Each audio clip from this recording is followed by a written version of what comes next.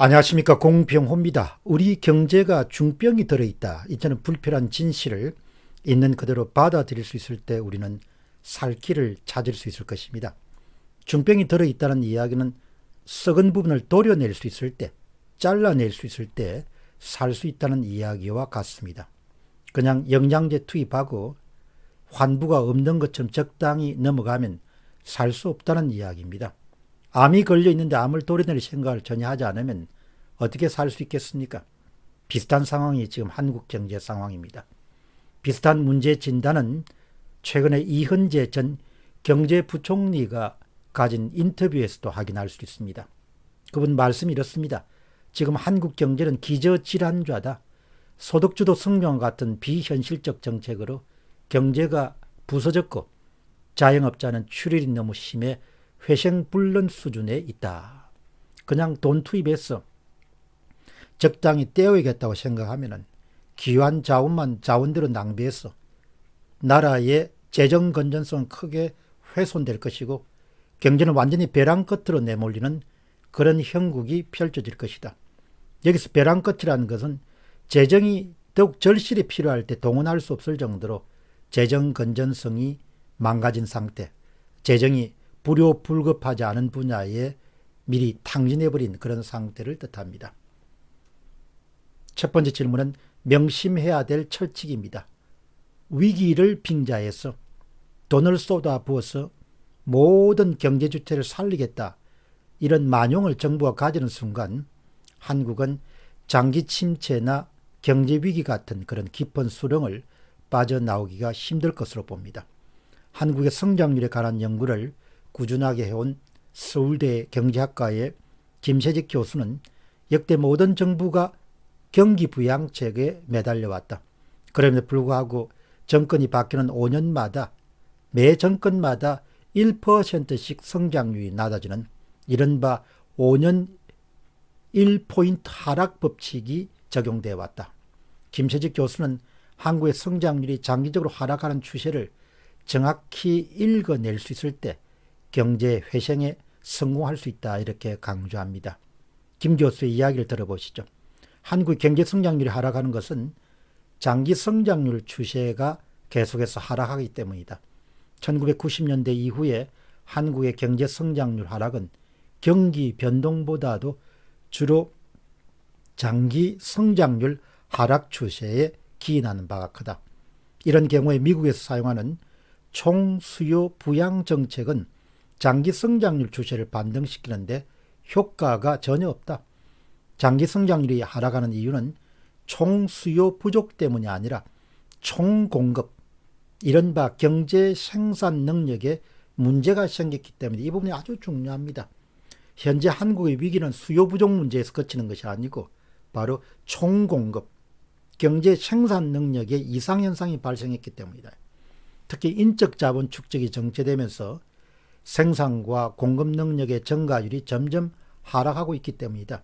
이런 상황에서 확장적 재정정책이나 저금리 통화정책이 인적 자본의 정체를 막고 경제 생산 능력을 증대시키기는 어렵다. 총공급 정책에다 초점을 맞춰야 된다. 총공급 능력의 강화는 반드시 한국 경제의 구조조정 정책과 병행할 때 효과를 볼 수 있다는 것입니다. 다음 질문은 우려스러운 점입니다. 현재의 코로나19의 극복책으로 초강력 경기 부양책 쪽으로 정책이 선회하는 그런 모습을 보이고 있습니다. 자금 공급을 증가시켜서 당장 유동성 위기에 처한 기업들과 경제 주체들을 구하는 방식입니다. 세 가지 방법을 사용할 수 있습니다. 장단점을 살펴보겠습니다. 첫 번째는 재정정책입니다. 정부가 예비비나 국채 발행으로 조달하는 것은 바로 재정정책에 해당합니다. 예산 제약을 받고 있기 때문에 대부분 국가가 정부 부채 증가를 두려워해야 됩니다. 그러나 한국이 상대적으로 정부 부채가 비중이 낮다는 이유 때문에 상당한 자원으로 이런 방식을 동원할 것으로 봅니다. 정치적 의사결정이 따르기 때문에 좀비 기업이라든지 좀비 경제 주체들까지 무차별적으로 자금 지원이 이루어지기 때문에 이 과정에서 자원 낭비가 크게 이루어질 것으로 봅니다. 그렇게 바람직한 방법은 아닙니다. 두 번째 방법은 헬리콥터 머니 방식입니다. 마치 헬리콥터를 타고 가면서 돈을 뿌리는 그런 방식입니다. 중앙정부가 정부와 긴밀히 협조해서 진행하는 방식입니다. 위기 극복을 위해서 특별 헬리콥터 방식은 중앙은행 내에 중앙정부의 특별 계정을 설치해서 중앙은행에서 정부로 돈을 지원하고 정부가 민간, 가게나 기업으로 직접 단기간에 돈이 유입되게 하는 그런 방식입니다. 계정을 설정하고 일단은 형식적이더라도 정부가 중앙은행에서 돈을 꿔서 뿌리는 방식입니다. 이 돈으로 정부는 신속하게 어려운 기업과 가게를 세금 환급 등의 방법으로 돕고 국민생활에 아주 중요한 필수 기관 사업이나 공공사업을 대대적으로 지원해 줄 수가 있습니다. 자원 배분 과정에서 정치 원리가 지배할 수 있는 가능성이 아주 높습니다. 그리고 더 큰 문제는 우리나라의 원화는 기축통화도 아니고 안전자산도 아닙니다. 따라서 한국이 발권력을 동원해서 통화 공급을 증가시키게 되면 자국 화폐 가치 하락과 인플레이션 그리고 원화 가치 폭락 등으로 경제 위기를 맞을 수 있는 그런 위험이 있습니다.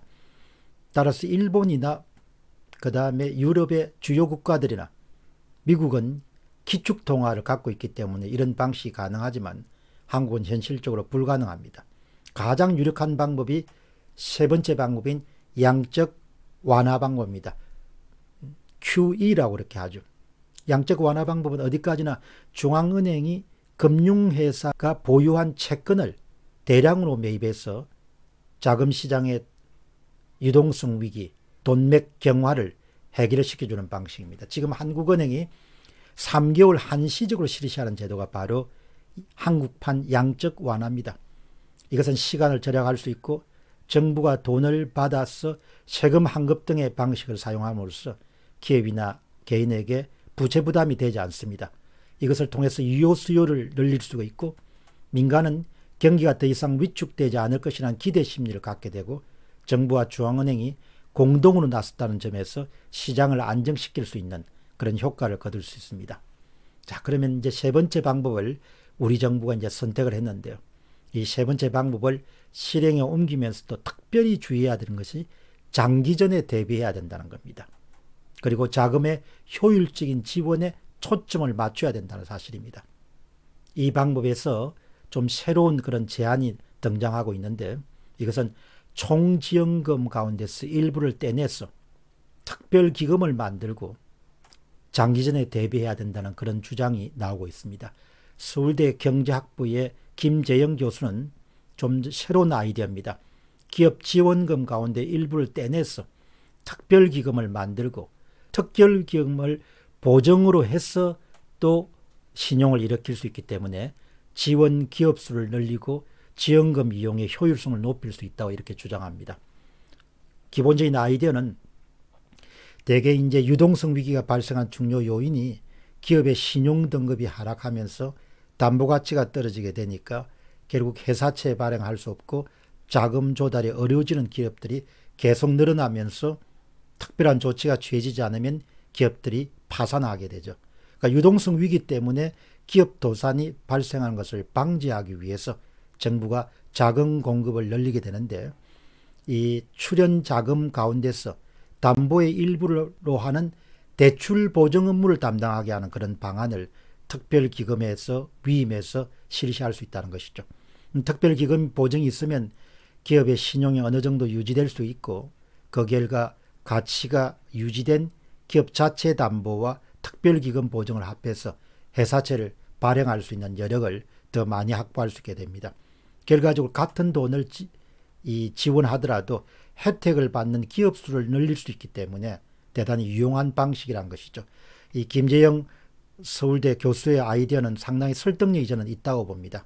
그러니까 자금 지원을 하되 자금 지원의 효율성을 대폭 늘릴 수 있는 것은 일종의 지원금의 일부를 떼내서 특별기금을 설치하고 그 기금의 보증을 기반으로 해서 다시 회사채를 매입하거나 이런 방법이 가능하기 때문에 같은 돈을 지불하더라도 훨씬 더 지원 효과를 극대화할 수 있다.